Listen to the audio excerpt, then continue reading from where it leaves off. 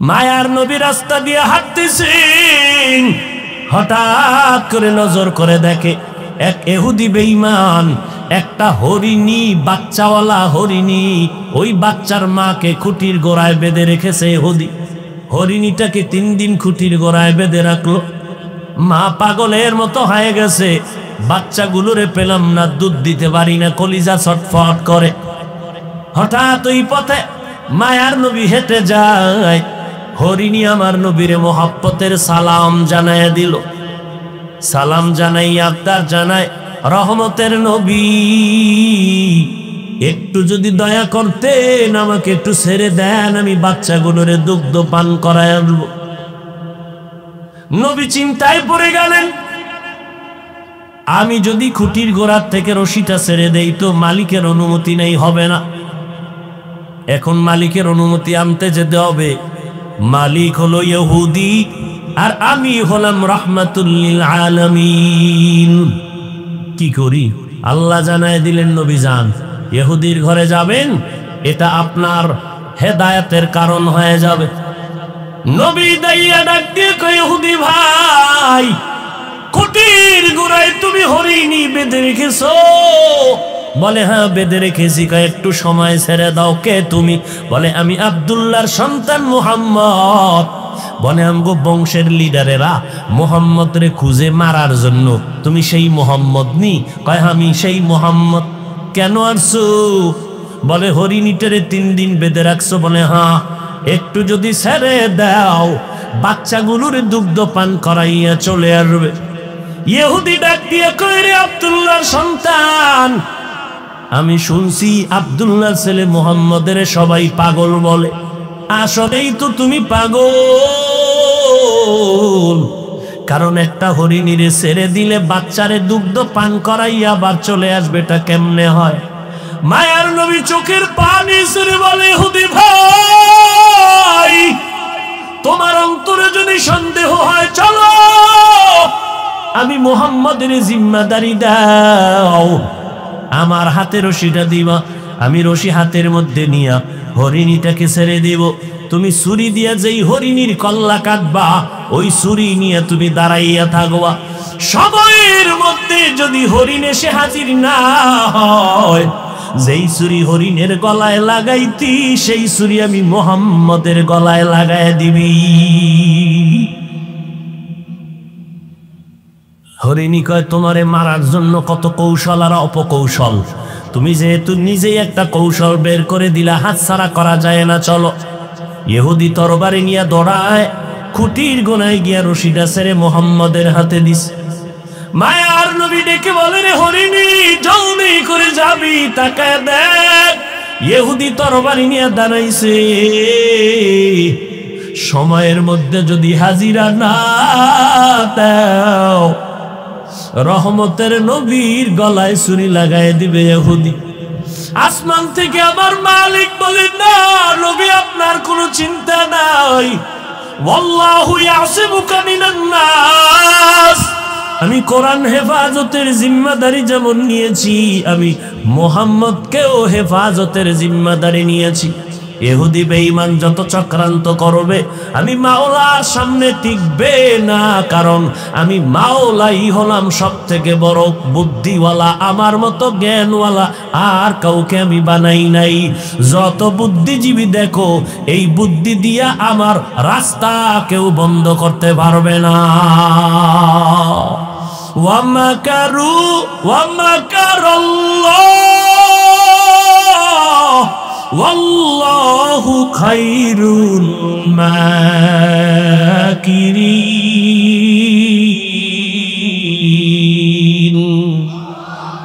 কাদের কুদরত দারি বরকামাল, আনতা রব্বি আনতা হাসবি যুল জালাল, তুহি কাদের জলিলুল্লাহ জাহাদার, বহর হালে তুহি মেরা নেগাহদার।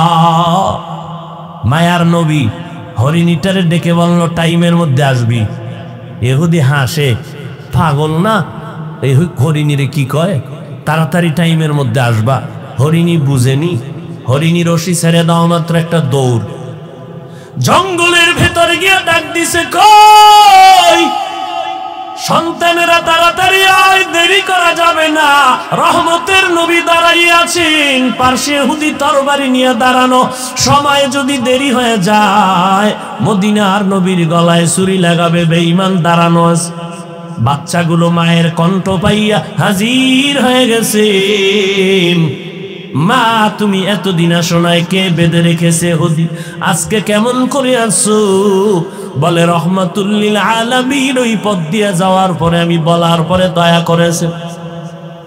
বাচ্চাগুলো চিল্লায় কয়, মা এত দয়া যেই নবী তোমাকে করেছেন, 3 দিন না আরো প্রয়োজনে না খাইয়া থাকবো, দুধে মুখ লাগাবো না, মায়ার নবীকে একটা নজর না দেখিয়া। আমরাও দেখতে চাই। মা বলে চলো। এবার মা দৌড়ায়, বাচ্চাগুলো দৌড়ায়, নবীও দাঁড়ানো, ইহুদি তরবারি নিয়ে দাঁড়ানো।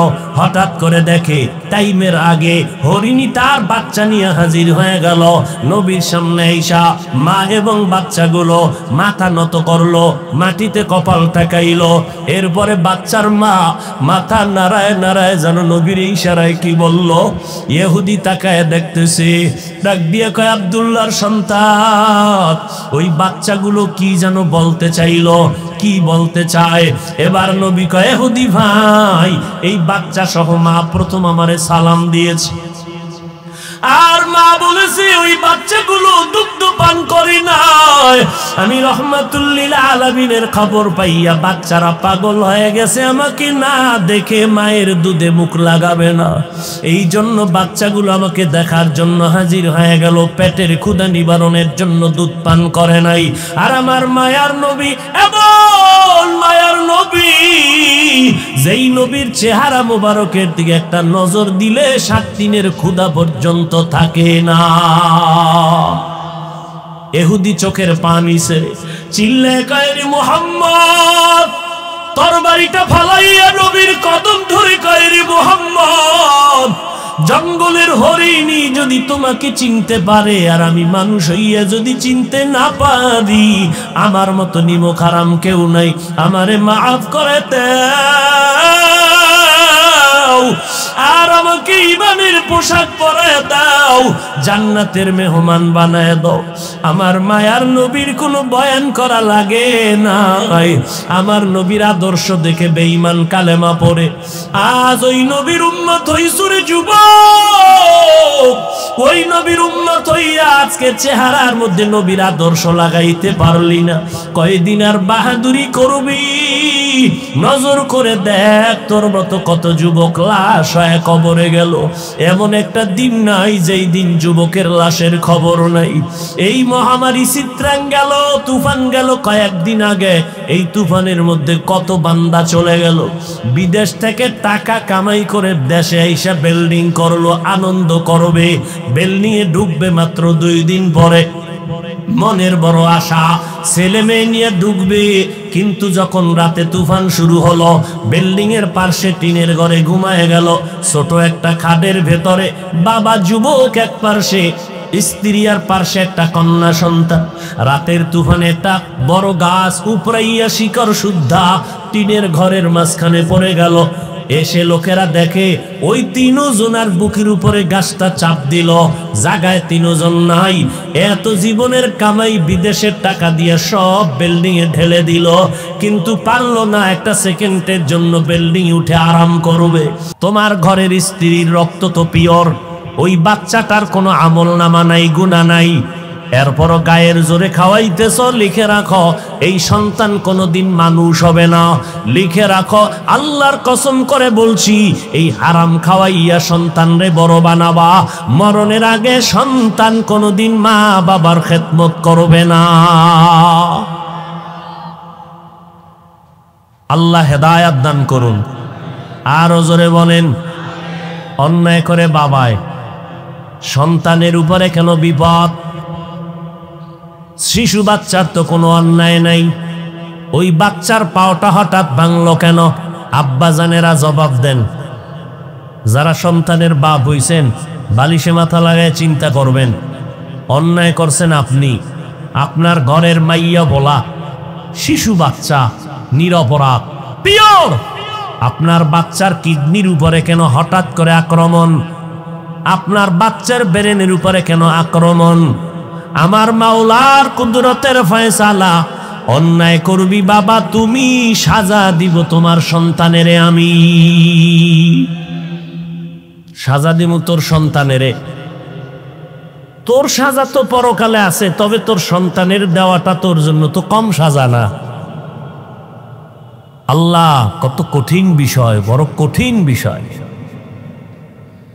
৭২ দল জাহান্নামী মুমিন মুসলমান,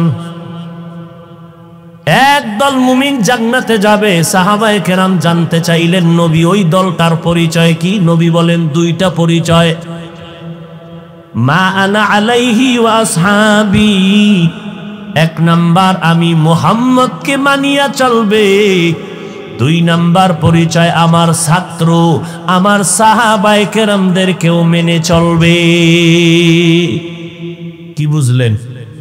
যারা বলে আমরা মুহাম্মদ রে মানি কিন্তু সাহাবায়ে কেরামদের মানে না, ওমরে ফারুকের বেদাতি ভণ্ড কয়, ওসমান রাদিয়াল্লাহু তাআলা আনহুর বিরুদ্ধে ইশারা ইঙ্গিতে বক্তায় বয়ান করে, মুআবিয়া রাদিয়াল্লাহু তাআলা আনহুর বিরুদ্ধে কথা বলে। এক কথায় যারা সাহাবায়ে কেরামদেরকে আদর্শ মানতে পারে না, এদেরকে চিহ্নিত করে নাও, এরা মুমিন ঠিক, মুসলমান ঠিক, মাওলানাও ঠিক, তবে ৭২ দল জাহান্নামীদের অন্তর্ভুক্ত। সাহাবায়ে কেরামদের বিরুদ্ধে কথা বলনেওয়ালা আসেনি? কথা বলেন না কেন? আরে ভাই কেমনে বলি? বলতেই তো হবে, গীবত হলেও বলতে হবে, কারণ গীবত করা হারাম, ৪ কারণে গীবত করা ওয়াজিব। ইসলামের ব্যানার লাগাইয়া যদি কোনো মাওলানা মুমিনের ঈমান চুরি করে, আমল চুরি করে, আহলে হক আলেমদের দায়িত্ব তার নাম, গোষ্ঠী, শুদ্ধা, ঠিকানা সহ উম্মতের জানাইয়া উম্মতের সতর্ক করো, ওই ভণ্ডের কাছে যেন না যায়। গীবত হইলেও এই গীবতে সওয়াব হবে। ইসলামের ব্যানার টানাইয়া একজন মাওলানা বয়ান করে বলে জুমার নামাজের আগে সুন্নতের প্রয়োজন নাই, আর একজন মাওলানা বলে নবীরা ভুল করেছিলেন, আমার আল্লাহ নবীদের দিয়া ভুল করাইছেন।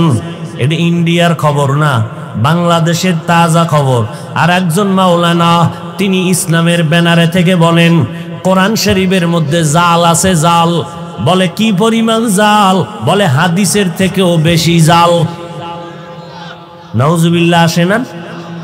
না, একটু চিন্তা করেই বলেন, কারণ আপনার হুজুরে যদি বলে তাহলে তো একটু নাউজুবিল্লাহ চিন্তা করেই বলতে হবে।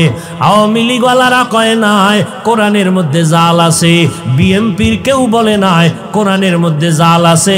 কে বলেছে? ইসলামের ব্যানার টানাইয়া মাওলানা নামের টাইটেল লাগাইয়া বলে কোরআনের মধ্যে জাল। এই ইসলামের ব্যানার টানাইয়া মাওলানা বক্তা হইয়া বলে কালেমা লা ইলাহা ইল্লাল্লাহ মুহাম্মাদুর রাসূলুল্লাহ। এ কালেমা পড়বা না, কালেমা কুফরি। সোনার বাংলার খবর। কই যাইবেন? ওই মাওলানা সাহেব কোরআনের মধ্যে জাল আছে, নবীরা ভুল করেছেন, কালেমা কুফরি বলার কারণে যেমন ভণ্ড। তোমরা যারা সেই বক্তা মাওলানার ভক্ত দাবি করিয়া চুপ থাকবা, প্রতিবাদ যদি না জানাও, তুমি চুপ থাকার কারণে তুমিও ভণ্ড। মেরা এজাজো করদন বেহিসাব খলকে রাদাদন জওয়াবে পাসওয়াব হক না দারাত দোস্তে খলকা জারেরা নিস্তে ই খসলত একে দিনদারেরা। বেঈমানের কাছে তাবলীগ করব। এই তাবলীগের দুশমনেরা কয় তোমরা মুসলমানের কেন তাবলীগ করো? তোমরা হিন্দুদের কাছে যাও, হিন্দুদেরকে দাওয়াত দাও, খ্রিস্টানদেরকে দাওয়াত দাও, তাদের কাছে আমার মোহাব্বতের দাবি, আমারে তোমরা মিলিয়া সবাই হিন্দু পাড়ায় পাঠায় দাও, যাব। আমাকে তোমরা খ্রিস্টান পাড়ায় পাঠাও, গির্জায় গিয়া দাওয়াত দিব। কিন্তু কখন 12টা মাস ফজরের পরে বয়ান, জহুরির পরে বয়ান করলাম বিবাড়িয়া নবীনগর, এখন বয়ান করি এখানে, আগামী আবার রাত্রে চলে যাব আর এক জায়গায়। 12টা মাস 365 দিনের একটা দিনও কম নাই। ফজরের পরে বয়ান, মাগরিবের পরে বয়ান, এশার নামাজের পরে বয়ান। পারলে মানুষ চায় ফজরের আগে বয়ান দিবেন, রাত্র 3টায় দিলেও নিবে, রাত্র 4টায় দিলেও নিবে। এই বয়ানগুলো কারে করি? মুসলমানের এই তো করি, পায়ে দইরা দইরা বয়ান করি, মনে হয় জানো আপনাদের টাকার কেনা গোলাম আমি, এত বিনয় হইয়া বয়ান করি, পায়ে ধরে ধরে বয়ান করি। বয়ান করে কি বুঝাই জানেননি? চরমনাই না গেলে জাহান্নামে যাবে, তাবলীগ না করলে জাহান্নামে যাবে। এই কথা তো একবারও বলি না।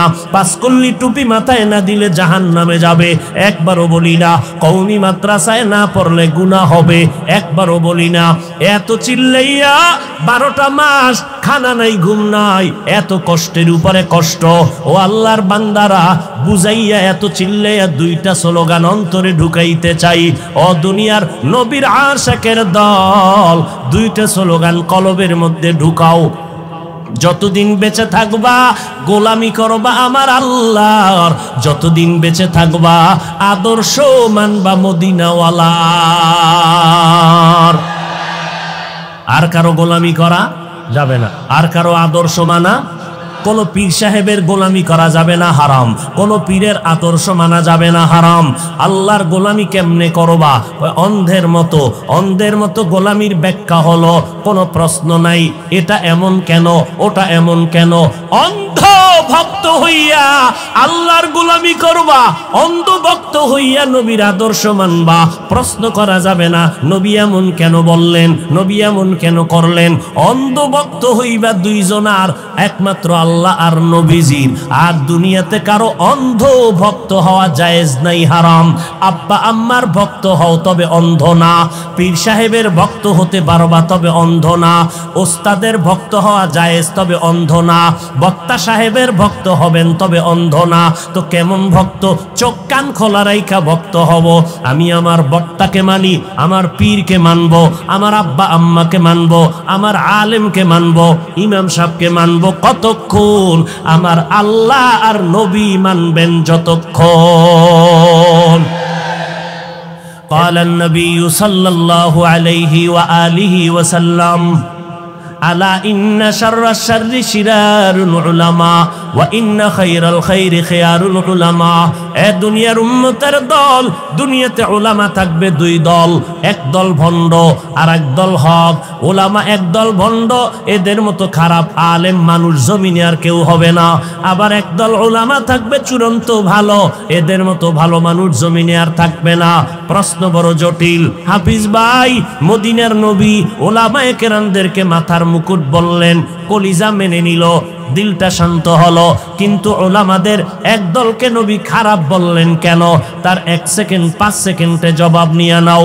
এই জমিনে লক্ষ লক্ষ গাঞ্জাখোরেরা, মদখোরেরা, জুয়া খেলনেওয়ালারা ইসলামের যেই পরিমাণ ক্ষতি করতে না পারবে, একজন টুপিওয়ালা ভণ্ডের দ্বারা ইসলামের ক্ষতি আরো 1000 গুণ বেশি হয়ে যাবে।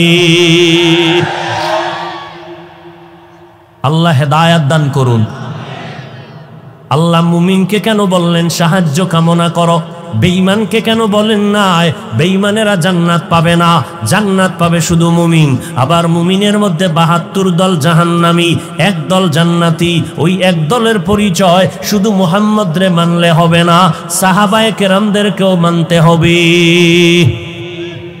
যারা হজ করছেন, এরকম কোন আশেক থাকলে একটু বেয়াদবি মাফ করবেন, হাত দেখাইতে লজ্জা হবে। দেখান তো কারা হজ করে আইছেন, মক্কা মদিনায় গেছেন, আল্লাহ কবুল করেন। এত কম মানুষ, হাত নামান। আজকে থেকে নিয়ত করবেন, হজ ফরজ হয়ে রয়েছে খবর নাই, আসলে কপালে থাকতে হবে তো। বিষয়টা হলো এইটা, হজের টাকা আছে অনেকের, তো কপালে নাই, যাবে কেমনে? টাকা আছে, কয় যাও না কেন? কয় আব্বা আম্মারে না নিয়ে কেমনে যাই? শয়তানে লাগাইছে এক পেস। এবার মা বাপ মরে গেছে, এবার চলো, কেন মাইয়া বলা ছোড়ো, কেমনে যাই? আর এক পেস। সন্তান বড় হয়ে গেছে, এখন চল, কয় না না, বিয়া না দিয়ে কেমনে যাই? এই রকম প্যাচে প্যাচে আল্লাহর বান্দা হজের বাইতুল্লাহর কিনারায় যেতে পারে না। এরে নবীর উম্মতের দল, আমার আল্লাহ বলেন, দুনিয়ার মানুষ তোমরা সাহায্য কামনা করো কেন? আমি আল্লাহ তোমাদের এত দুর্বল করে বানাইছি, এত দুর্বল করে আমি কোনো প্রাণী জমিনে বানাই নাই। ওয়াকুলিকাল ইনসানু যায়ীফা, মানুষ বড় দুর্বল। কেমন দুর্বল? খানার বেলায় দুর্বল, ঘুমের বেলায় দুর্বল, কথা বলতে দুর্বল, হাঁটার বেলায় দুর্বল। ঢাকা চিড়িয়াখানায় লেখা আছে একটা বাঘের দৈনিক খাদ্য 17 কেজি গোশত। আসেনি চান্দিনা কোনো খাদক 3 বেলায় 17 কেজি মারবে? নাই। হুজুর না থাকলে কি হইব? চান্দিনা থানার ডায়েরি ফিল আপ হয়ে গেছে, মামলা আর হামলা। খাই খাই জিন্দেগির জন্য পারে না আধা পোয়া, কিন্তু 1.5 কেজি লয়ে টানাটানি। ডাক্তার রেড সিগন্যাল দিছে, মিষ্টি খাবি না, খাইলেই গজব আসবে। রোগ আছে না নাই? আল্লাহর বান্দারে কে ফিরায়? শুনছে মিলাদুন নবীর জেলাফি দেয়, সবে বরাতের জেলাফি, দৌড়াইয়া মসজিদে হাজির।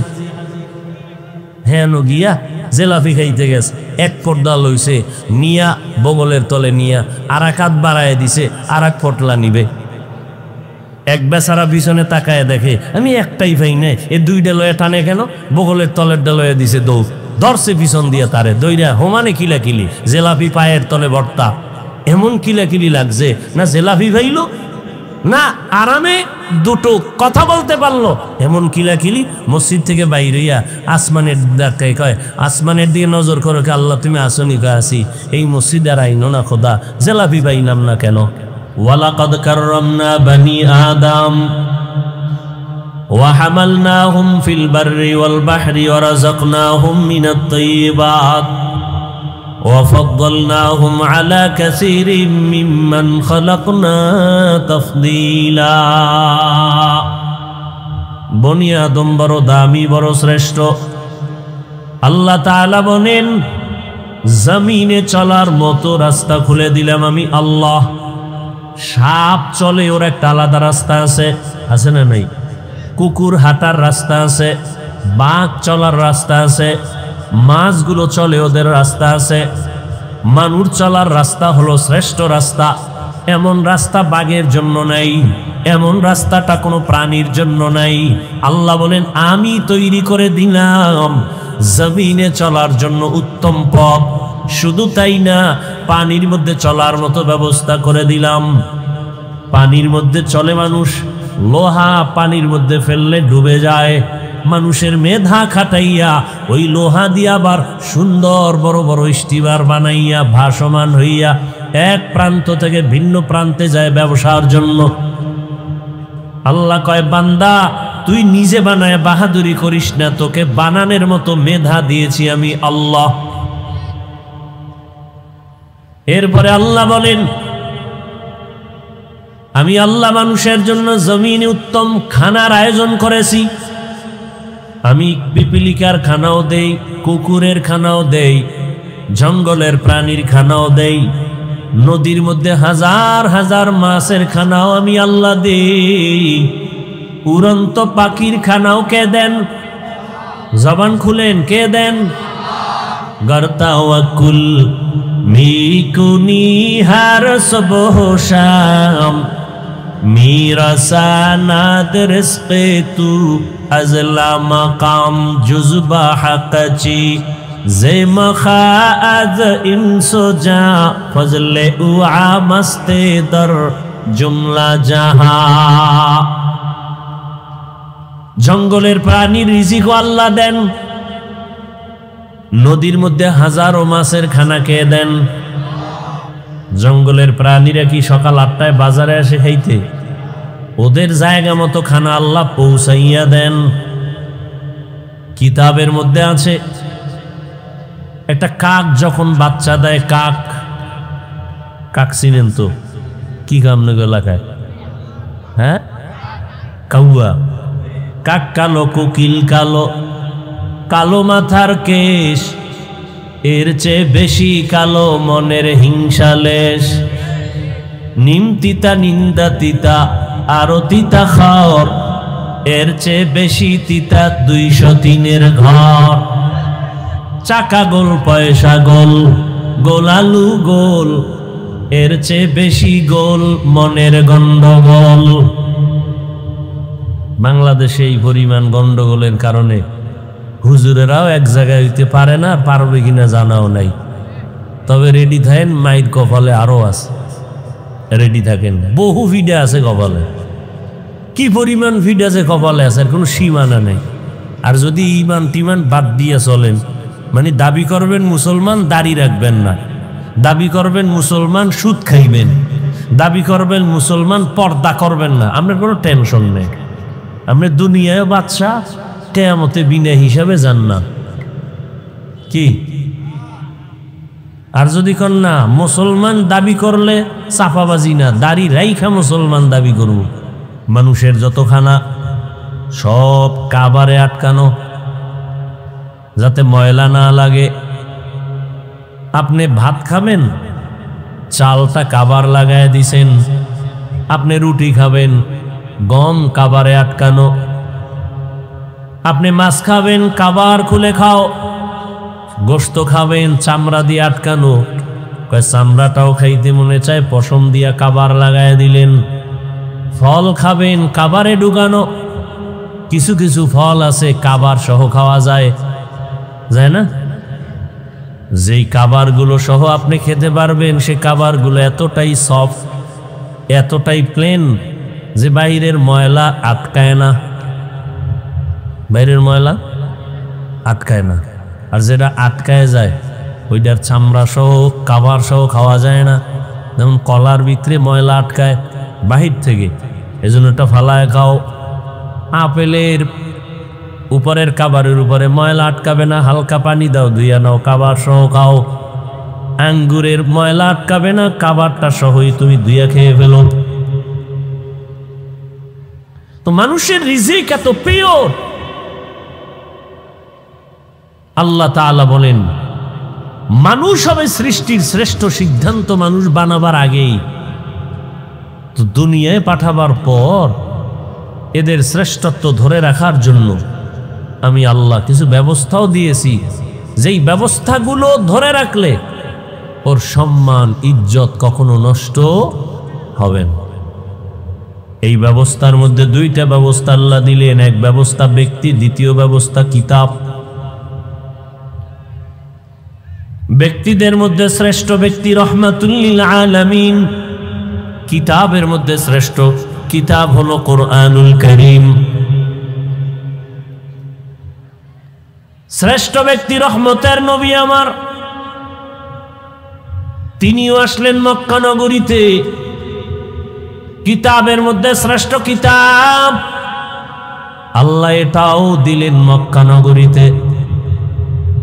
তবে ব্যবধান, আল্লাহ যে দুইটা ব্যবস্থা দিলেন, কিতাব আর ব্যক্তি, এই দুই ব্যবস্থা যারা মেনে চলবে তারা দুনিয়ায় বাদশা, আখিরাতেও বাদশা। এদের কোনো সম্মানও কখনো যাবে না, ঈমানও যাবে না। তবে এই দুই ব্যবস্থার মধ্যে পাওয়ার হলো ব্যক্তির পাওয়ার বেশি। এজন্য আল্লাহ ব্যক্তি জমিনে বেশি পাঠাইছেন, কিতাব কম পাঠাইছেন।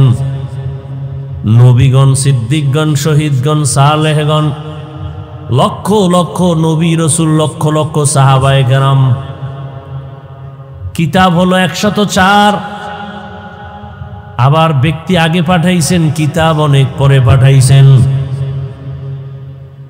আবার ব্যক্তি পাঠাইয়া কিতাবটা হাতে দেন নাই, বরং কিতাবটা বুঝার মতো যোগ্যতা আল্লাহ আগে ঢুকাইছেন, বুঝানোর মতো যোগ্য বানাইছেন, তারপরে কিতাব দিছেন।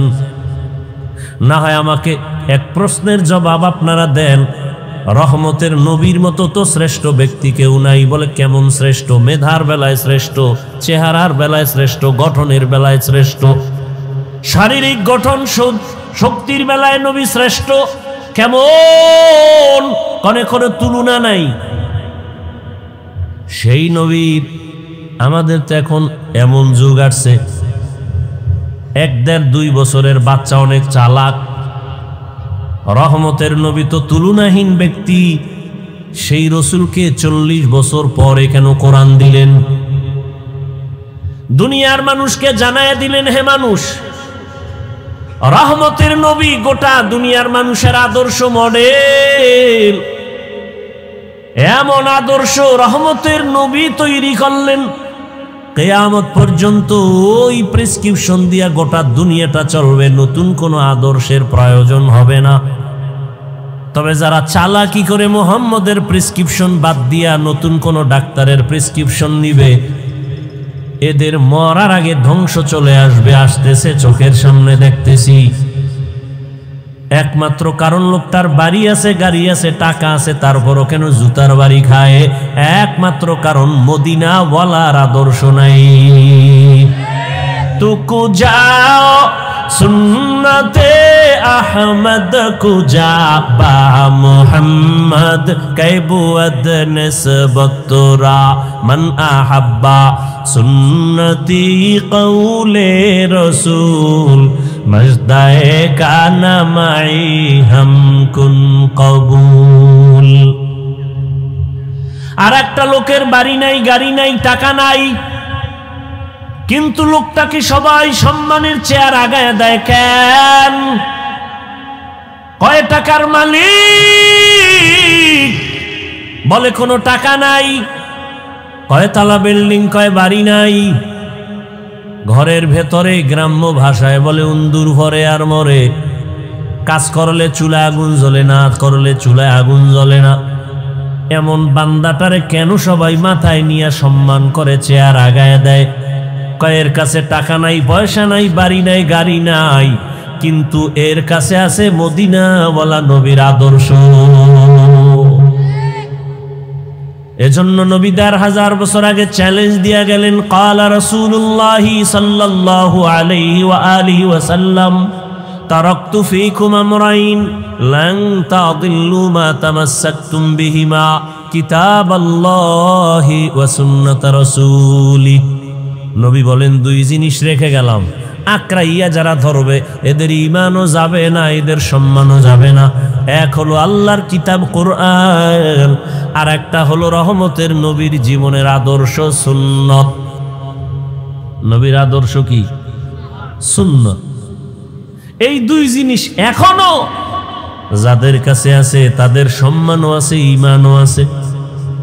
এই 2 জিনিস যার কাছে যতটুকু নাই তার কাছে ততটুকু সম্মান নাই, ঈমানও নাই।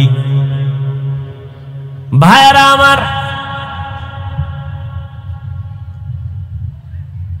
রহমতের নবী মক্কা নগরীতে আসছেন, 2 ব্যবস্থা আল্লাহ দিয়া দিলেন নবী পাঠাইয়া। এরপরে আল্লাহ 40 বছরের পরে কোরআন অবতীর্ণ করা শুরু করলেন। কেমন জায়গা মক্কা? নবী যখন আসছেন তখন মক্কার জায়গা বড় দামি, কিন্তু মানুষগুলো সব থেকে বড় চরিত্রহীন, লম্পট, বড় খারাপ। জায়গা বড় দামি, পৃথিবীর মধ্যখানের জায়গা, যেখানে আল্লাহর ঘর বাইতুল্লাহ। ইন্না আউওয়ালা বাইতিন উযিআ লিন-নাসি লাল্লাযী বিবাক্কাতা মুবারাকান ওয়া হুদা মুবারাকাও ওয়া হুদাল লিল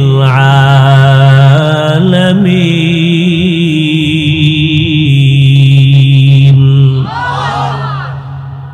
এমন একটা ঘর আল্লাহ বানাইলেন, পৃথিবী নামক গ্রহ আল্লাহ বানাইয়া প্রথম ঘর, এমন একটা ঘর আল্লাহ বানাইলেন যে ঘর হেদায়েতের ঘর, ইবাদতের ঘর, যেই ঘরের দিকে তাকাইলে সওয়াব, যেই ঘর শুধু দেখবে তাকায়া বাইতুল্লাহ সওয়াব, যেই ঘরের আঙ্গিনার মধ্যে বসে একবার যদি বলে আল্লাহ, 1,00,000 বার আল্লাহ বলার সওয়াব, যেই বাইতুল্লাহর এরিয়ার মধ্যে বসে যদি একবার কেউ বলে লাব্বাইক, 1,00,000 বার লাব্বাইক বলার সওয়াব, যেই এরিয়ার মধ্যে একটা সেজদা দিলে 1,00,000 সেজদার সওয়াব।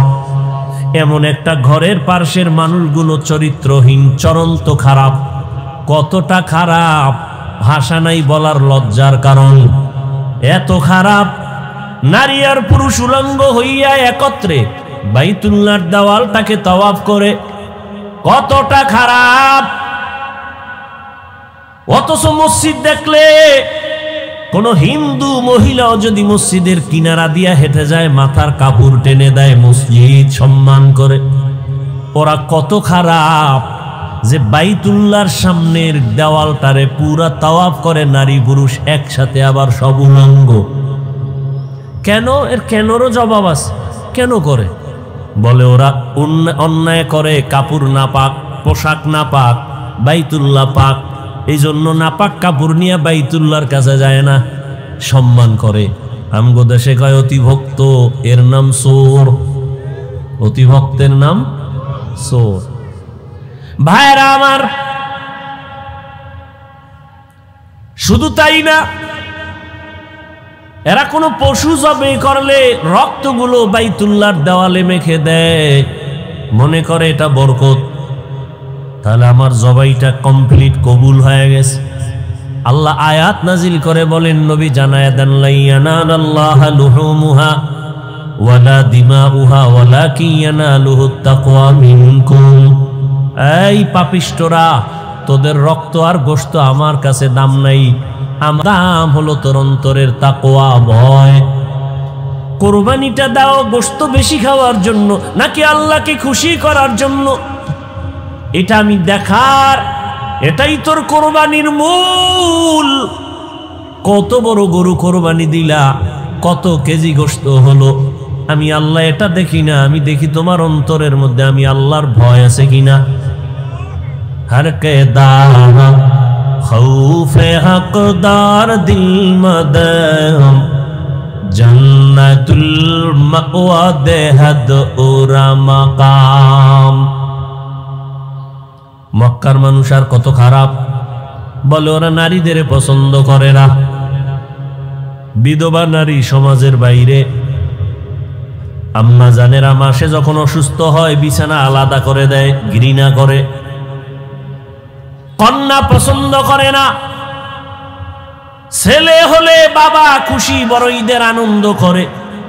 মেয়ে হলে বাবা দরজা লাগায়া ঘরের মধ্যে থাকে, বাইরে যায় না, লজ্জা। কন্যা হইছে এই ভয়, এই লজ্জা। রহমতের নবী আসছেন, এত খারাপ জায়গায় রহমতের নবীরে আল্লাহ পাঠাইলেন কেন? যেই জায়গার মানুষ এত খারাপ, ওই জায়গার মধ্যে এত দামি রহমতের নবীকে কেন পাঠাইলেন? বলে যত বড় রোগী তত বড় ডাক্তার, ঠিক নি? ইমামুল আউয়ালিন আল আখিরিন বাহরে সাদকা রাহমাতাল লিল আলামিন সাইয়্যিদুল কাউনাইন খাতমুল মুরসালিন আখির আমদ বুদে ফখরুল আউয়ালিন শুদ ওজুদাস রাহমাতাল লিল আলামিন মসজিদে উশুদ হামারো ইয়ে জমিন। রোগী যত বড় ডাক্তারও তত বড়। রহমতের নবী কেমন ডাক্তার? বলে শ্রেষ্ঠ ডাক্তার। শ্রেষ্ঠ ডাক্তার কাকে বলে? কয় যেই ডাক্তারের ঔষধ দেওয়ার পরে আর কোনো ডাক্তারের প্রয়োজন হয় না। রহমতের নবী এমন এক ডাক্তার, নবী আইসা এমন ঔষধ দিলেন যে ঔষধ সেবন করলে মানুষ দুনিয়াতেও লাভবান, আখিরাতেও লাভবান। অন্য কোনো ডাক্তারের ঔষধ নেওয়ার প্রয়োজন হবে না। কিন্তু এই জমিনের মধ্যে রহমতের নবীর ঔষধ বাদ দিয়া যারা আব্রাহাম লিঙ্কনের ঔষধ গণতন্ত্রে কলিজায় ঢুকাইছে, ওরা জায়গায় জায়গায় জুতার বাড়ি খাইতেছে। আসতে বলেন কেন? আব্রাহাম লিঙ্কনের আদর্শ গণতন্ত্র রহমতের নবীরটা বাদ দিয়া নিচে, কপাল পুড়ে গেছে। লেনিনের আদর্শ নিচে, নবীরটা বাদ দিয়া কপাল পুড়ে গেছে। কালমার্সের আদর্শ নিয়ে নবীরটা বাদ দিছে, কপাল পুড়ে গেছে। জমিনের মধ্যে নবীর আদর্শ বাদ দিয়া ভিন্ন কোনো আদর্শ যারা গ্রহণ করেছে এরা মরার আগেই মরে গেছে, এদের ইজ্জত সম্মান সব নষ্ট হয়ে গেছে। আল্লাহর জাতের কসম, এ জমিনে একমাত্র রহমতের নবীর আদর্শ ছাড়া আর সুন্দর ভালো আদর্শ কারো মধ্যে নাই। রহমতের নবীর আদর্শ কত সুন্দর, কাউকে গালি দেওয়া যাবে না। কেউ যদি তোমাকে গালি দেয় জবাব দিও না, ধৈর্য ধারণ করো। নিজের হাতে বিচার নিও না, আসমানে ছেড়ে দাও। আসমান থেকে বিচার হবে, কঠিন বিচার, যা ফিরাইতেও পারবে না। ধৈর্য ধরে তুমি চুপ থাকো। স্বয়ং রহমতের নবীকে সামনে দাঁড়ায় বেঈমান গালি দেয়, নবী কোনো জবাব দেন না। আবু বকরের মাথা গরম, জবাব দিবেন ভাব, নবী ইশারা করলেন জবাব দিয়েন না। আর এক বেঈমান ঈশা গালি দেয়, ওমর পাশে, মেজাজ গরম। ওমর বলে এখন ধরে ফেলবো, নবী ইশারা দিলেন কিচ্ছু বলিয়েন না। নবী বলেন বান্দা যখন চুপ হইয়া থাকে, আল্লাহর উপরে ভরসা করে বিচার দেয়, তখন ফেরেশতা আল্লাহ পাঠাইয়া ওই বেঈমানের বিচার করেন। বড় কঠিন, আল্লাহর বিচার বড় কঠিন। রহমতের নবীর আদর্শ, সামনে কোরবানি আসতেছে, নবীর আদর্শ কত সুন্দর। বলে শুধু মানুষ মানুষ হইয়া কষ্ট দিবে এতটুকুই না, বলে কোরবানি যারা দিবা একটা পশুর সামনে আর একটা পশু জবাই করবা না, অন্য পশু কষ্ট পাবে। নবীর আদর্শ কতটাই সব। কোন পশুকে শোয়াইয়া রাইখা জবাই দিতে দেরি করবা না, কষ্ট পায়। এক পশুর সামনে অন্য পশু জবাই করবা না, কষ্ট পাবে। তাহলে একটা পশুর কষ্ট রহমতের নবী বরদাস্ত করতে পারেন না, সে জায়গায় মানুষ হইয়া মানুষের কষ্ট দিলে তা কেমনে বরদাস্ত হবে? কিন্তু কপাল বড় খারাপ, এমন যুগে জমিনে জন্ম নিলাম, এমন সমাজে যে একটা কুকুর মারলে মানুষ কষ্ট পায়, কিন্তু মানুষ জবাই দিলে কষ্ট পায় না। কপাল বড় খারাপ। রহমতের নবীর আদর্শ এতটাই সুন্দর, জীবনে নবী একটা মিথ্যা কথা বলেন নাই, ঘোষণা দিলেন মিথ্যা বলবা না, হারাম। নবীও বলেন নাই, কাউকে বলার অনুমতিও দেন নাই। নবী কতটা সরল। মসজিদে নববীর মধ্যে বসে আছেন, শরীরের মধ্যে একটা জামা লাগানো, হঠাৎ একটা বাচ্চা ঈশা ডাক দিছে দরজার সামনে, ইয়া রাসূলুল্লাহ, আমারে আম্মু পাঠাইছে। আম্মু কি চাও? আমার আম্মু একটা জামা চাইছে, কুর্তা। নবী বললেন আমার কাছে এক্সট্রা কুর্তা নাই, জামা নাই। বাচ্চা চলে গেল। কিছুক্ষণ পর আবার ঘুরে দিয়ে ঈশা বলেন, ও দয়ার নবী, আপনার শরীরের মধ্যে যেই জামাটা আছে আমার আম্মু সেই জামাটাই চেয়েছেন। রহমতের নবী কেমন দয়ার নবী, নিজের জামাটা খুইলা দিয়ে দিছেন, খালি বডি নিয়ে নবী বসে আছেন। আপনি দিবেন? এই নিজের খানা অন্যকে দিবেন, এই মানুষ তো জমিনে নাই। নিজের গায়েরটা খুইলা দিবে এমন কেউ নাই। রহমতের নবী নিজের গায়ের জামাটা খুইলা দিলেন, খালি গায়ে বসা।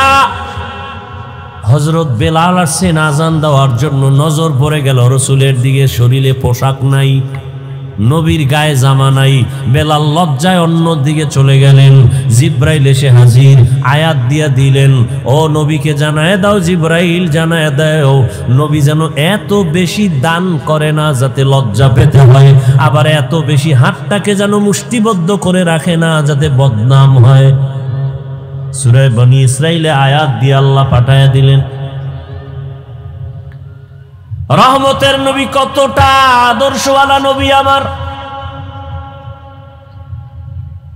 রহমতের নবীর আদর্শ দেখে মক্কার সব বেঈমান পাগল হয়ে গেল। এর মতো ভালো একটা সন্তান নাই।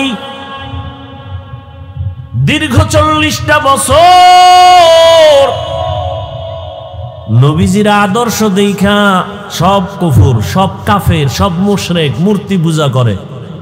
নবী কি এগো বলছে সি সি কাছে আসবা না? বলছে? কথা বলেন না কেন?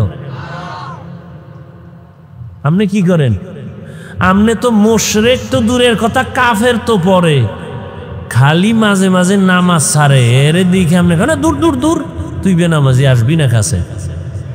আমনের নামাজ কবুল হইছে গ্যারান্টি কি? এত মাস্তানি ভাব কেন?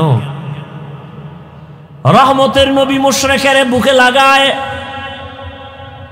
কাফেরের নবী আলিঙ্গন করেন, আর তুমি মুমিন মুসলমান হইয়া আর এক মুসলমানের সালাম পর্যন্ত দাও না। স্বার্থে আঘাত লাগছে, সালাম দেয় না। আছে না নাই? তোমার দোকানের পাশে আর একটা দোকান, তুমি মুদি দোকানদার, তোমার পাশে আর একজন এসে দোকান দিল, কেন সালাম নাই, কালাম নাই, দোয়া ইউনুস পরে ও যেন তাড়াতাড়ি মরে। ঠিক নি? জিন্দেগি মে বন্দেগি তু করনা হে,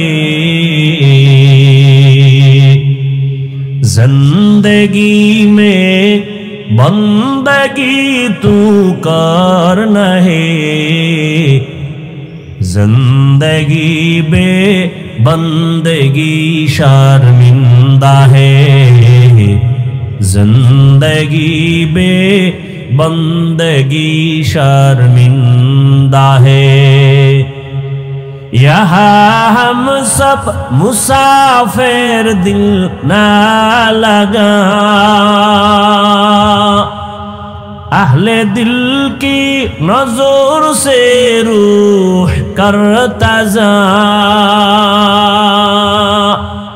शाह दौलत सब फकीर गर नेक ने है, शाह दौलत सब फकीर गर नेक ने है, जिंदगी में बंदगी तू करना है, जिंदगी बे बंदगी शर्मिंदा है, जिंदगी बे बंदगी शर्मिंदा है। দেখেন না তাকাইয়া কত হিংসা। মসজিদের এক ইমাম সাহেব নতুন মসজিদে আসছেন, মুসল্লি বেড়ে গেছে, আর একজনের কাছে বড় কষ্ট লাগে, অত মুসল্লি কেন? ঠিক নি? এক দোকানে কাস্টমার বেশি, অন্য দোকানওয়ালার মনে কষ্ট, ওখানে কাস্টমার এত বেশি কেন? ওরে আল্লাহর বান্দা, মুসলমান হইয়া মুসলমানকে সহ্য করতে পারে না, এমন আদর্শ আপনার আমার। যদি সহ্য করতে পারতেন, ফেসবুকটা খুইলা বেঈমানের বিরুদ্ধে কথা বলা হতো। মুসলমান হইয়া মুসলমানের বিরুদ্ধে কোনোদিন কেউ কথা লিখতে পারত না।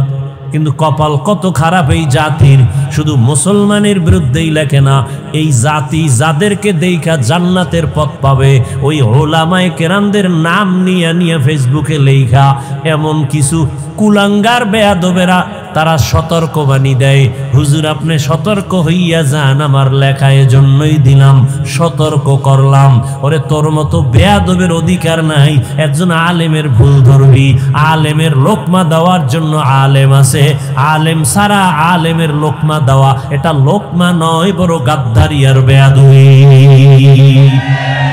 এলমেরা এজাজু করদন বেহিসাব, এলমেরা এজাজু করদন বেহিসাব, খলকেরা দাদন জবাবে বাসওয়াব, হক নাদারত দোস্তে খলকা জারেরা, মিস্তে ই খসলত একে দিনদারেরা। রহমতের নবী মুশরিকের বুকে লাগায়। দীর্ঘ 40 বছর নবী কোনোদিন কাউকে বলে না নামাজ পড়ো, জিকির করো, তেলাওয়াত করো, কোনো দাওয়াত নাই, শুধু হাসি মুখে ব্যবহার। 40 40 বছর পরে যখন আল্লাহ কোরআন দিয়েছেন, নবী এবার দাওয়াতের কাজ শুরু করলেন। নবীজির আদর্শ দেখা মক্কার মানুষ কেমন যেন পরিবর্তন শুরু। এত খারাপ, এত খারাপ, এত খারাপ সেই মানুষ এত ভালো, এত ভালো, কিয়ামত পর্যন্ত তাদের স্মরণাক্ষরে নাম লেখা। খারাপ মানুষ এত দামি হয়ে গেল। আল্লাহ পাক জিব্রাইলের দিয়া লিস্টি পাঠায় দিয়া কয়, নবীরে জানাও এই লিস্টিতে যাদের নাম আছে ওই সমস্ত নবীর ছাত্র সাহাবা, এরা বিনা হিসাবে জান্নাতি। এত বড় খারাপ মানুষগুলো জান্নাতের টিকিট পাইলেন। নবী এদেরকে এত ভালো বানায় ফেললেন কি বেতের বাড়ি দিয়া, গালি দিয়া? আহ, নবীর ব্যবহার কত সুন্দর, নবীর আদর্শ কত সুন্দর। সেই আদর্শ লালন করলেন সাহাবায়ে কেরাম। তাদের আদর্শ কতই না সুন্দর। রহম দিলওয়ালা নবী আমার, সারা দুনিয়ার মধ্যে অদ্বিতীয় আমার নবী। সেই নবীর যৌবনের বয়স 25 বছর, কিন্তু ওই সময় নবীর তো পৃথিবীর এক শ্রেষ্ঠ রমণী দরকার, সুন্দরী রূপসী এক মেয়ে দরকার, কুমারী। কিন্তু আল্লাহ পাক মক্কার মানুষের সব চরিত্র ঠিক করার জন্য নবীরে পাঠাইয়া দেখাইলেন। নবী ওই বয়সে একজন মেয়েকে বিয়ে করলেন, এক নারী, তাও 2 জন স্বামী বিদায়ের পরে। রহমতের নবী, 2 সন্তানের মা, জননী। ওদিকে আবার বয়সেরও কোনো মিল নাই। রহমতের নবীর বয়স 25, আম্মা জানের বয়স কত? এতটা দেখার পরও যে বেঈমান, যে পশু, যে কুলাঙ্গারের বাচ্চারা বলে মোহাম্মদ যৌবনের তাড়নায় পরে অনেক বিয়া করেছে, ওরে পিটাইয়া এরপরে ওকে কুকুরের নাস্তা বানাইলো, এর জাল শোধ হয় না। তুকু যাও সুন্নতে আহমদ কো যা, মা মুহাম্মদ কে বুয়দ নিসবত তোরা। 40 বছরের রমণী রহমতের নবীর বয়স 25। ও পর্দার আড়ালের শিক্ষিতা আম্মা জানেরা, আজ আপনার মতো কত মা ঢাকার শহরে স্লোগান দেয় ইসলাম নাকি নারীর অধিকার দেয় নাই, সম্মান দেয় নাই। আবার এদের সাথে কিছু নাস্তিক কুলাঙ্গার চরিত্রহীনেরাও তাল মিলায়। আল্লাহর জাতের কসম, হিন্দুদের ধর্মের কিতাব খুলো, নারীর উপরে জুলুম। ইহুদি ধর্মের কিতাব খুলো, নারীর উপরে জুলুম। খ্রিস্টান ধর্মের কিতাব খুলো, নারীর উপরে জুলুম। একমাত্র নারীর ইনসাফ আর এহসান করেছে, তার নাম হলো ইসলাম। ইসলাম ছাড়া নারীর অধিকার কেউ দেয় না। এরে আম্মা জানেরা, এটা বুঝার মতো মেধা কই? রহমতের নবী বুঝাই দিলেন, আমি এত বড় পাওয়ার ওয়ালা মুহাম্মদ, আমার শারীরিক শক্তি অতুলনীয়, জৈবিক শক্তি অতুলনীয়, মানবিক শক্তি অতুলনীয়। আবার 25 বছর বয়সে আমি 40 বছরের এক রমণীকে বিবাহ করেছি। তাও আবার 2 স্বামী বিদায় হলে 3য় স্বামী আমি। তাও আবার নিঃসন্তান না, 2 সন্তানের জননী। আবার তার গর্ভ থেকে আল্লাহ আমাকে 4টা কন্যা দান করেছেন। খাদিজাতুল কুবরার গর্ভ থেকে 4 কন্যা। নবী বলেন আমার একটা ছেলেও নাই, আমি 4 কন্যার বাবা। রহমতের নবী বলেন, ও দুনিয়ার বেঈমান মক্কার মুশরিক, তোরা কন্যা পছন্দ করো না। কন্যা হলে বাবা কষ্ট পায়, বউরে গালি দেয়। 1500 বছর পরেও এমন কিছু কুলাঙ্গার আমগো সমাজে এখনো আছে। ছেলে হলে খুশি হয়, মেয়ে হলে কষ্ট পায়। কথা বলেন না কেন? নাই, বউরে গালি দেয়। সব মাইয়া কেন? বউ দিছে, দোষ বউয়ের। যদি তুমি দোষ খুঁজতে চাও তো দোষ তো তোমার। এখানে তো বউয়ের দোষ না, দোষ তো তোমার। তোমার রেখে দেওয়া আমানত স্ত্রী বহন করে, তাকে পুরস্কার দাও। আল্লাহ কয় কারো দোষ না, সব কুদরত কার? লিল্লাহি মুলকুস সামাওয়াতি ওয়াল আরদ ইয়াহাবু লিমান ইয়াশাউ ইনাসাও ওয়া ইয়াহাবু লিমান ইয়াশাউ যুকুর আও ইউযাওবিজুহুম যুকরানা ওয়া ইনাসা وَيَجْعَلُ مَن يَشَاءُ عَقِيمًا إِنَّهُ عَلِيمٌ قَدِيرٌ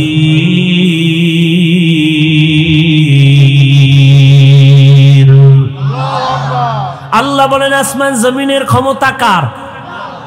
আল্লাহ বলেন আমি চাইলে কাউকে ছেলে দেই, কাউকে মেয়ে দেই, কাউকে দোনোটা দেই, কাউকে কোনোটাই দেই না। ক্ষমতা কার? আল্লাহর কুদরত। তুমি স্লোগান দাও ছেলে হোক মেয়ে হোক দুটোর বেশি নয়, একটা হলে ভালো হয়। আবার একজন বলি না হইলে তো আরো ভালো। আল্লাহ কয় না, সন্তান আমি দেই, রিজিকও আমি দেই। মানুষের সংখ্যা যখন কম ছিল খানার অবস্থাও কম, এখন বাড়ছে, খানার পরিধিও বেড়ে গেছে।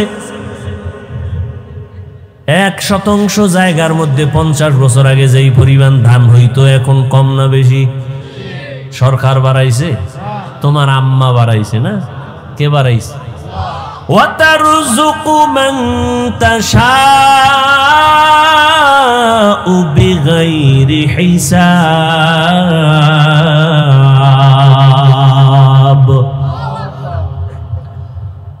আগে 10টা পেয়ারা খাইলো টের পাওয়া যায় না, এখন এত বড় বড় পেয়ারা একজনে একটা খেতে পারি না।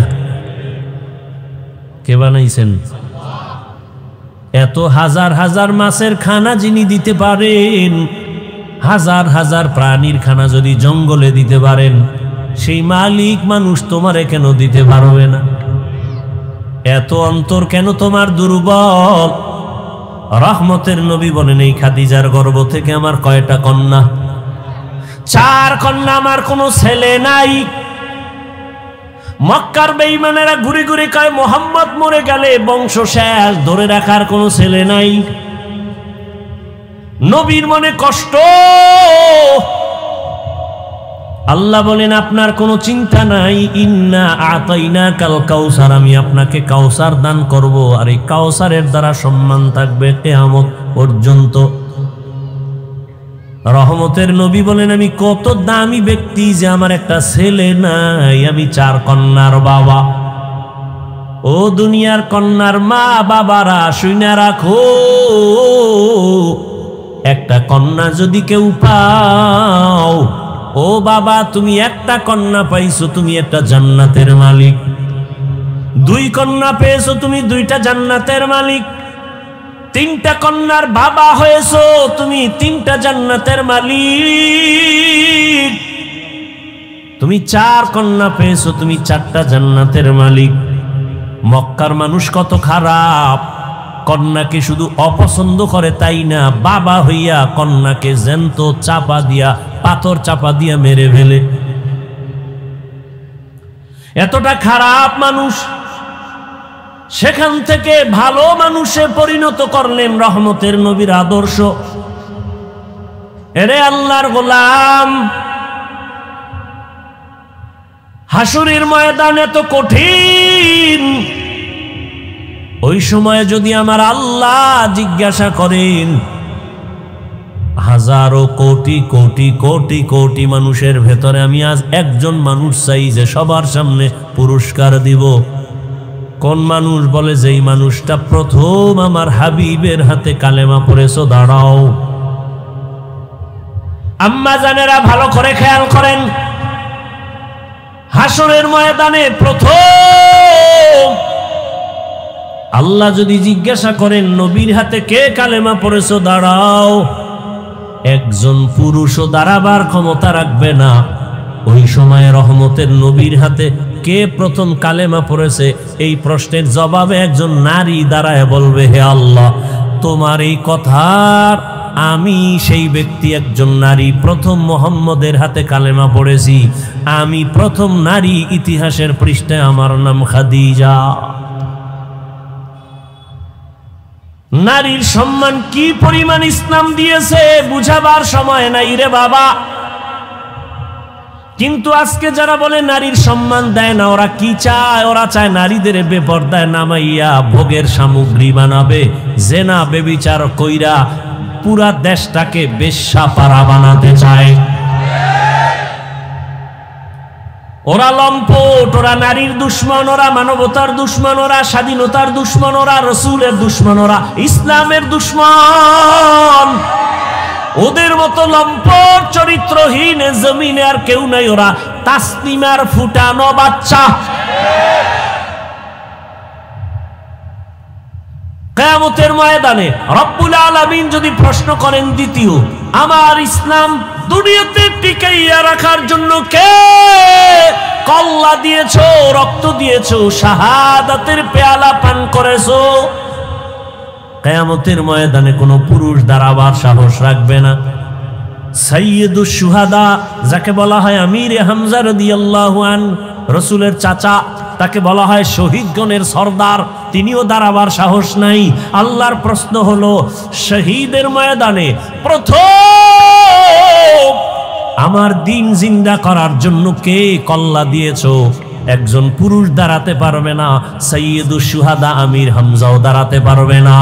দাঁড়াবে একজন নারী, দাঁড়ায় বলবেন, হে মালিক, তোমার এই কথা অনুযায়ী প্রথম ইসলামের জন্য আমি কল্লা দিয়েছি আমি এক নারী, সুমাইয়া রাদিয়াল্লাহু তাআলা আনহা। নারীর সম্মান শুধু দুনিয়ায় না আখিরাতেও বলার সময় নাই। কিয়ামতের কঠিন মুসিবতের সময় সূর্যের গরমে মাথার মগজগুলো ভাতের মারের মতো ফুটবে, নবীরা পর্যন্ত কান্নায় বেহুশ। আদম নবী কাঁদবেন, আল্লাহ আমাকে বাঁচাও। মুসা নবী কাঁদবেন নিজের চিন্তায়, উম্মতের কথা মনেও থাকবে না। ইব্রাহিম নবী কাঁদবেন নিজের চিন্তা, উম্মতের কথা বাদ। কিন্তু সেই সময় রহমতের নবী হাদিসে বলেন, জান্নাতের 8টা দরওয়াজা খোলা হয়ে যাবে। এখনো কিন্তু বিচার শুরু হয় নাই। জান্নাতের 8 দরজা খোলা হবে, দারোয়ানরা বারবার ডাকবে, 4 জন মহিলাকে ডাকবে, আসো, কোনো হিসাব নাই। জান্নাতের 8 দরওয়াজা খোলা, তোমরা যেই কোনো দরওয়াজা দিয়ে ঢুকে যাও, আমরা তোমাকে স্বাগতম দেওয়ার জন্য অপেক্ষায় আছি। 4 জন মহিলাকে ডাকবে, হিসাব লাগবে না, বিনা হিসাবে জান্নাতে ঢুকে যাবে। 4 জন মহিলার জন্য জান্নাতের 8টা দরজা খোলা হবে। এদের কোনো হিসাব নাই, নিকাশ নাই, বিচার নাই। 4 জন পুরুষের নাম তো আমি এ পর্যন্ত হাদিসে পাই নাই, কিন্তু 4 জন নারীর নাম আসছে। রহমতের নবী বলছেন, জান্নাতের 8 দরজা খুলে দিয়া ফেরেশতারা ডাকবে, আসেন, তাড়াতাড়ি আসেন, জান্নাতে আপনাদের জন্য শান্তির বিছানা রেডি। নারীদের সম্মান কিয়ামতের ময়দানে। দুনিয়াতেও কত সম্মান। এরে আম্মা জান, এ জমিনে যত নবী রাসূল আসছেন সব আপনাদের অবদান। আপনারা তো তাদের মা, হাফেজে কোরআনের মা, আলেমের মা। এরে আম্মা জানেরা, আমরা পুরুষেরা জুমার জন্য মসজিদে যাওয়া লাগবে না ঘরে পড়লে হইব? ঈদের নামাজের জন্য ঈদগাহে যেতে হবে, কয় বৃষ্টি, কয় বৃষ্টি বুঝি না, দৌড়মার। আম্মা জানের কত সম্মান, কত ইজ্জত। আমার নবী বলেন, আম্মা জান, পুরুষেরা মসজিদে গিয়া জুমা আদায় করবে, ঈদগাহে গিয়া ঈদের নামাজ আদায় করিয়া যা পাবে, আম্মা জানেরা ঘরের মধ্যে থাইকা নির্জনে নিরিবিলি পরিবেশে একেবারে গোপনীয়তা রক্ষা করে যদি আম্মাজান ঘরে নামাজ পড়ে, পুরুষেরা কষ্ট করিয়া মসজিদে গিয়া যা পাবে আল্লাহ মাদেরকে তা দান করবেন ঘরে রাখিয়া। সুবহানাল্লাহ। না কত সম্মান। আমরা পুরুষেরা যদি সহজে জান্নাতে যেতে চাই শাহাদাতের দরজা দিয়া, আম্মাজানদের শহীদের দরজা আরো কত আসান। আমাদের বেঈমানের মোকাবেলায় গিয়া যুদ্ধ করা লাগবে। নবী বলেন, মা গর্ভের মধ্যে বাচ্চা নিয়ে যখন কষ্ট করে, আম্মাজানেরা বাচ্চা নিয়ে যখন গর্ভে কষ্ট করে, খানার প্লেট নিয়েছে খাবে, বাচ্চা পেটে এমন আঘাত করেছে মা খেতে পারে নাই, চোখের পানি ছেড়ে কান্নার আওয়াজ। রহমতের নবী বলেন, এই মা যে খেতে পারলো না, এক একটা দিন রোজার বরকতের সওয়াব পেয়ে যাবে। আর জোরে বলেন, এমন ইমান দুর্বল হইছে। আম্মাজান রাতের বেলা বাচ্চার ব্যথায় ঘুমাইতে পারে না। রহমতের নবী বলেন, এক একটা রাত কদরের রাতের ইবাদতের সওয়াব আল্লাহ দান করবেন। আম্মাজান যেদিন বাচ্চা প্রসব হব, আমি দুনিয়াতে আসব, আম্মাজানের কান্নার এত পরিমাণ আওয়াজ যে আম্মাজানের কণ্ঠের আওয়াজ বাহিরে যায় না, সে আম্মাজান বেকরার হয়ে গেছে। সাত আসমান মতোয় বোধহয় মাথায় চেপে পড়ছে মায়ের কান্নার আওয়াজ। রহমতের নবী বলেন, ওই অবস্থায় কত নারী মরে যায়। বাচ্চা প্রসব কালে যদি কোনো আম্মাজানের ইন্তেকাল হয়ে যায়, বিনা হিসাবে শহীদি মর্যাদা নিয়ে জান্নাতে যাবে। কত মর্যাদা নারীর, সব নিকৃষ্ট চরিত্রহীনেরা জানে ইসলাম শান্তি ছাড়া আর কিছু দেয় না। মানে না কেন? তাহলে ওরা মেয়েদের নিয়ে আর হোটেলে হোটেলে মাস্তানি করতে পারবে না। আল্লাহ হেদায়েত দান করুন। আম্মাজান কতটা সহজ আপনাদের জন্য আল্লাহ করে দিয়েছেন। কিয়ামতের ময়দানে যদি আল্লাহ জিজ্ঞাসা করেন, আমার দিন হেফাজতের জন্য কে হিজরত করছো, প্রথম দাঁড়াও। হাসরের ময়দানে একজন নারী, পুরুষও দাঁড়াতে পারবে না, একজন নারী দাঁড়ায় বলবেন, হে আল্লাহ, দিন হেফাজতের জন্য প্রথম আমি হিজরত করেছি, জন্মভূমি ত্যাগ করেছি, আমি এক নারী। রহমতের নবীর মেয়ে রুকাইয়া রাদিয়াল্লাহু তাআলা আনহা, উসমান রাদিয়াল্লাহু আনহুর বিবি।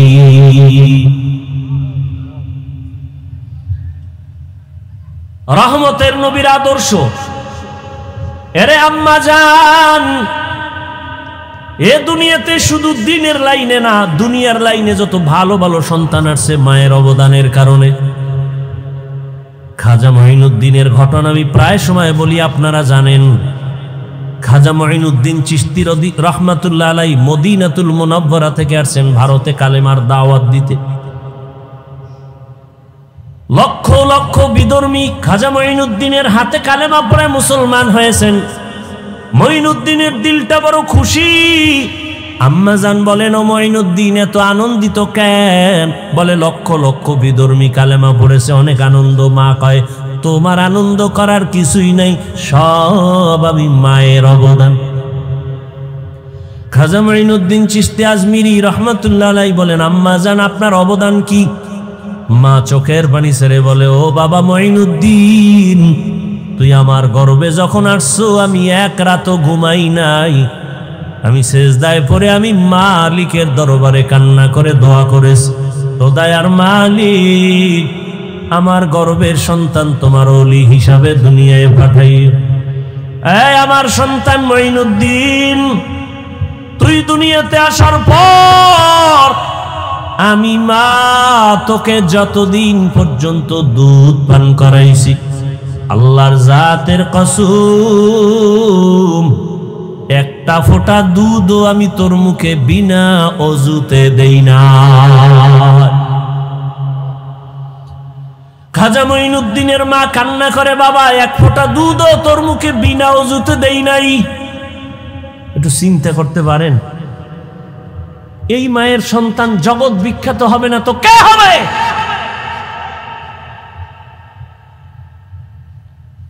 কে হবে এর সন্তান? জগৎ বিখ্যাত হবে না তো কে হবে?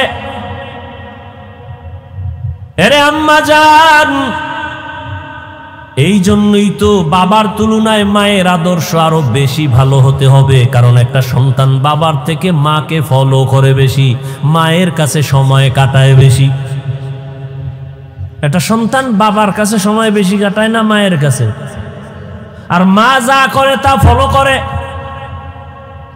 এজন্য দেখবেন যেই ঘরের মা নামাজি, আজান যখন হয় মা কাপড় টেনে দেয়। দেখছেন নি? যখন আজানের আওয়াজ পায় যত বড় উল্টাপাল্টা মহিলা হোক না কেন কাপড় টেনে দেয়।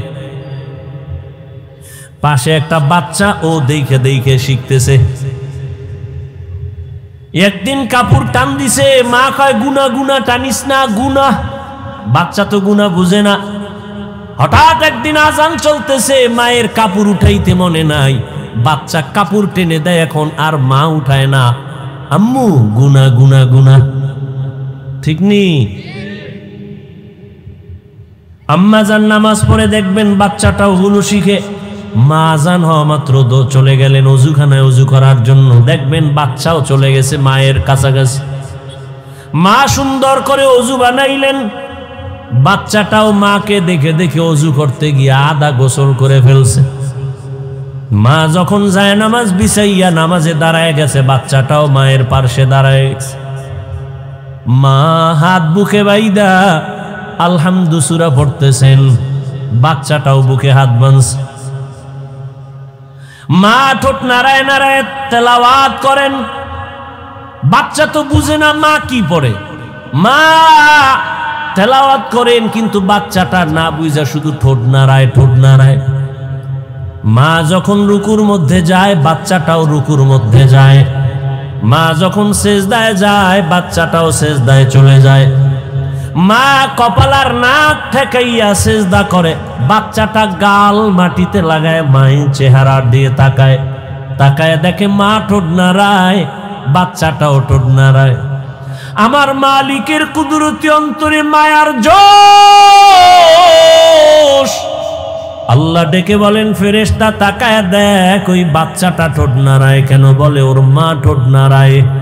বলে ওর মা কি বলে? বলে ওর মা বলে সুবহানা রব্বিয়াল আলা।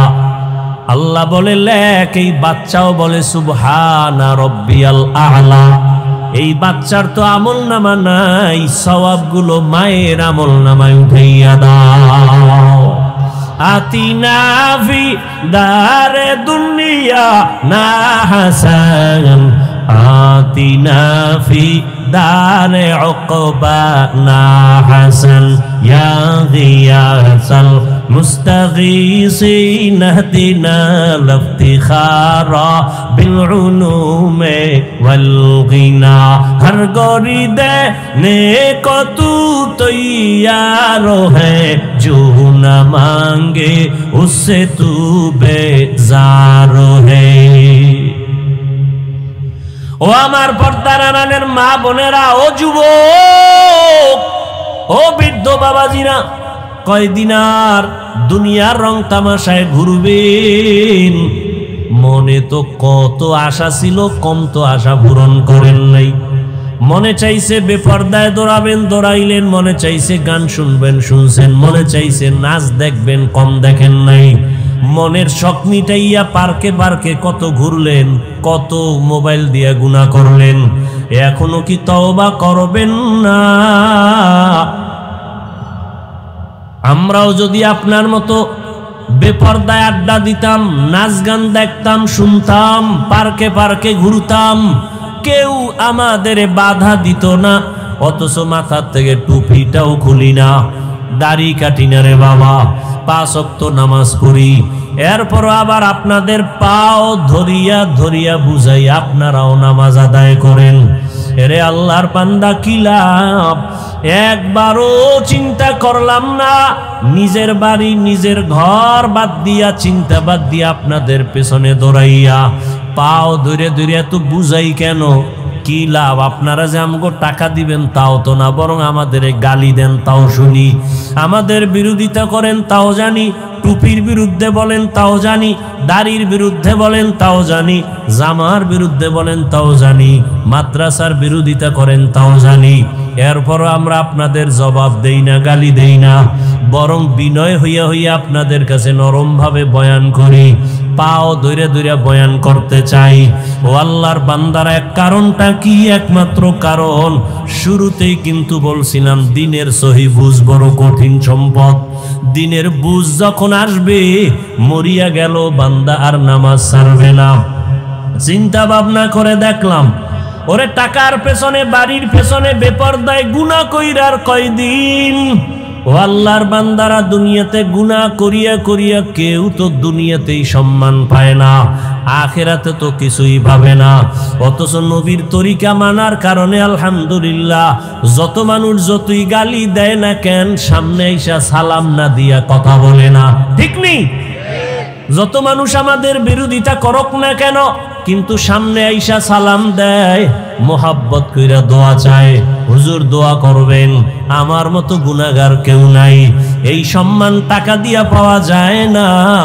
এই চিন্তা ভাবনা করে দেখলাম, আসলেই আমার মাওলার কথাই তো ঠিক, নবীর কথাই তো ঠিক।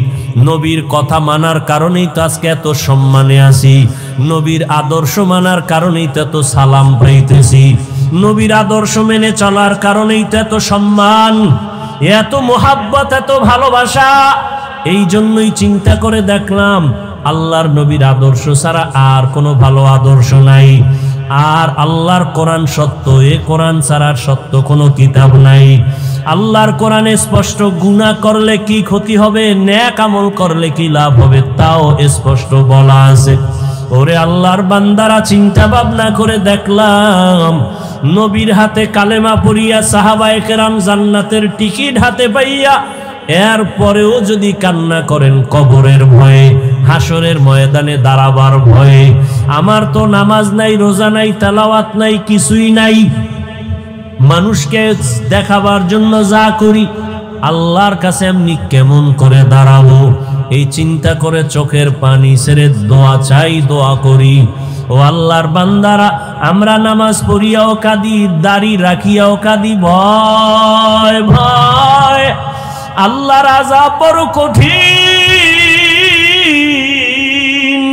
আর আপনারা যারা নামাজ পড়েন না, দাড়ি রাখেন না, পর্দা করেন না, বেপর্দায় চলেন, মা বাবার সাথে বেয়াদবি করেন, আলেম ওলামার সাথে বেয়াদবি করেন, শিক্ষকের সাথে বেয়াদবি করেন, মানুষের উপরে জুলুম করেন, আপনাদের হালাতটা আরো কত ভয়ঙ্কর হবে। দুনিয়াতেই তো মাওলায় দেখায়া দেয়, ওরে টাকা পয়সা নিয়ে জুলুম করিয়া বাড়ি ছাইরা পালায়া গেল। ওরে টাকা পয়সা জুলুম করিয়া কেউ দুনিয়াতে সম্মানে থাকতে পারে নাই। কই নমরুদ, কই সাদ্দাত, কই হামান, কই কারুন, কই ফেরাউন, কই আবু জাহাল, কই আবু লাহাব, এক এক করে সব ধ্বংস হয়ে গেল।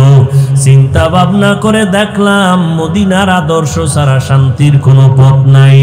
ও আল্লাহর বান্দারা, এই জন্যই তো তাকায়া দেখলাম, কত মানুষ যদিও মাদ্রাসায় পড়ে নাই, কিন্তু এরপর অনেক সম্মান। কেন বলি? স্কুলে পড়িয়াও নামাজ ছাড়ে না, কলেজে পড়িয়াও দাড়ি কাটে না, বেপর্দায় চলে না।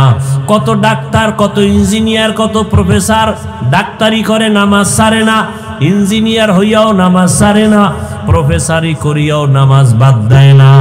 চিন্তা করে দেখলাম, তারাও তো আমার মাওলার দিনের বুঝ পেয়ে গেল। কত র্যাব, কত আর্মি, কত পুলিশ, কত বিডিআর নামাজ পড়ে, দাড়িওয়ালা অভাব নাই। জেনারেল লাইনে থাকিয়াও কত মানুষ দিনের বুঝ পাইয়া নবীর আদর্শের আপন গলার মালা বানায় নিল। তাহলে আমি কেন পারবো না? একজন জেনারেল লাইনের মানুষ যদি নবীর তরিকা মেনে পর্দা করে, আমি কেন পারবো না? আমার এখনো তো তৈরি হওয়া খুবই জরুরি, প্রয়োজন। ও আল্লাহর বান্দারা, আল্লাহর কোরআন সত্য, গুনাহগারের আযাব হবে তাও সত্য। দুনিয়াতে সূর্যের গরম সহ্য করতে পারি না, বেতের বাড়ি সহ্য করা যায় না, মশার কামড় সহ্য করা যায় না। অতএব এখন থেকে তৈরি হয়ে যাও, গুনাহ নিয়ে যেন আজরাইলের হাতে ধরা না পড়ো। এরে আল্লাহর বান্দারা, দুনিয়াতে অনেক অন্যায়কারীরা অন্যায় করা অবস্থায় পুলিশের হাত থেকে বাঁচিয়া চলতে যায়, পুলিশ দেখলে ধরা পড়লে উপায় নাই। ওরে যারা গুনাহগার, আল্লাহর ভয় অন্তরে জমা করিয়া তওবা করো, কারণ গুনাহ অবস্থায় যদি আজরাইলের হাতে ধরা পড়ো, কই ছেলে কই মেয়ে কই বাড়ি গাড়ি কিছুই না, সাদা 3টা কাপনের প্যাকেট বানায় কবরে নিয়ে যাবে। আজকে আমার এত সম্মান এত কিছু, কেউ আমার নাম নিবে না। তবে মানুষের সাথে যদি ভালো ব্যবহার করি, জুলুম না করি, মানুষের সাথে ভালো আচরণ করে যাই, আল্লাহর হুকুম মতো চলে যাই, মানুষ তখন দোয়া করবে, স্মরণ করবে। আর যদি অন্যায় করি, জুলুম করি, স্মরণও করবে না, দোয়াও করবে না, আল্লাহ আমাকে আর ভালো রাখবেন না। অতএব হেদায়েতের মালিক আমার আল্লাহ। এখনো যারা নামাজ ধরতে পারো নাই রে যুবক বাবারা, স্কুলে পড়ো, নামাজটা ধরে ফেলো, কলেজে পড়ো, নামাজ ছাড়িও না, দাড়ি কাটিও না, বেপরদায় চলিও না। মা বাবার দোয়া, শিক্ষকের দোয়া, উলামায়ে কেরামের দোয়া নিয়া নবীর আদর্শের মালা গলায় লাগায়া চলো। আল্লাহর কাছে খাঁটি তওবা করো। মরিয়া গেল আর দাড়ি কাটবা না, নামাজ ছাড়বা না, বেপরদায় চলবা না, মা বাবার বরদোয়া নিবা না, শিক্ষকের সাথে বেয়াদবি করে বরদোয়া নিবা না, উলামায়ে কেরামের সাথে বেয়াদবি করে বরদোয়া নিবা না। তওবা করার মতো যদি অন্তর তৈরি হয়, খাঁটি তওবার নিয়তে দুটো হাত আল্লাহকে দেখায়া দাও। আয় আল্লাহ, হাতগুলো কবুল করে নেন, তওবা কবুল করে নেন, তওবার উপরে মজবুত হইয়া চলার মতো তৌফিক দান করেন, আমিন। আলহামদুলিল্লাহি রাব্বিল আলামিন, ওয়াসসালাতু ওয়াসসালামু আলা সাইয়্যিদিল আম্বিয়াই ওয়াল মুরসালিন ওয়া আলা আলিহি ওয়া আসহাবিহি আজমাইন। ইয়া আরহামার রাহিমিন, ইয়া আরহামার রাহিমিন, ইয়া আরহামার রাহিমিন। রব্বিরহামহুমা কামা রব্বায়ানি সগীরা। আল্লাহুম্মা ইন্নাকা আফুউন কারীম তুহিব্বুল আফওয়া ফা'ফু আন্না। আল্লাহুম্মা ইন্না নাসআলুকা রিযাকা ওয়াল জান্নাহ ওয়া নাউযু বিকা মিন সাখাতিকা ওয়ান নার। اللهم إنا نعوذ بك من البرص والجنون والجذام وسيء الأسقام। ওদায়ার মালিক, গুনাহের বোঝা নিয়ে আপনার দরওয়াজায় হাজির। এই ময়দানে তাকায় দেখেন কত আপনার মোহাব্বতের বান্দারা হাত তুলেছেন। ওলামায়ে কেরাম, মুরব্বী, হাজী সাহেব, কত ব্যবসায়ী, চাকরিজীবী, কত যুবক ছাত্র, পর্দার আড়ালে কত মা বোনেরা। আয় আল্লাহ, শয়তানের ধোকায় পড়ে গুনাহ করে ফেলেছি, আজকে তওবা করলাম, আর গুনাহ করব না রে আল্লাহ। আর নামাজ ছাড়বো না, দাড়ি কাটবো না, বেপরদায় চলবো না, মা বাবার দোয়া নিয়া, শিক্ষকের দোয়া নিয়া, উলামায়ে কেরামের দোয়া পরামর্শ নিয়া নবীর আদর্শ মেনে চলবো।